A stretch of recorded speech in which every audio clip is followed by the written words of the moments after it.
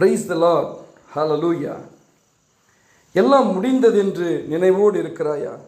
என் வாழ்க்கையில் இனிமேல் நல்ல நாட்களே இல்லை, என் தலையெழுத்தே சரியில்லை என்றெல்லாம் பேசிக்கொண்டிருக்கிறாயா? கலங்காதே, கவலைப்படாதே. கர்த்தர் அருகில் வா. அவர் உன் வாழ்க்கையை திருத்தி எழுதுவார். புதிய அத்தியாயத்தை உனக்கென்று அவர் திறந்து கொடுப்பார். ஹல்லேலூயா.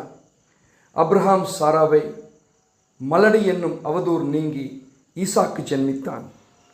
இஸ்ரவேல் ஜனங்கள் செங்கடல் அருகே நின்று எல்லாம் முடிந்ததென்று அவர் நினைத்திருந்த வேளையிலே செங்கடலுக்கு நடுவில் கர்த்தராகிய தேவன் ஒரு பாதையை திறந்து அவர்களுக்கு கொடுக்கிறார். அடிமையாய் விற்கப்பட்ட யோசேப்பு ஐகிப்து தேசத்தில் ராஜாவுக்கு அருகாமையிலே அமர்த்தப்பட்டான். ஆட்டு இடையனான தாவீது உயர்த்தப்பட்டு இஸ்ரவேல் தேசத்துக்கே ராஜாவாகவில்லையா? எசேக்கியா அரசனின் ஆயுள் காலம் 15 ஆண்டுகள் நீட்டப்பட்டது.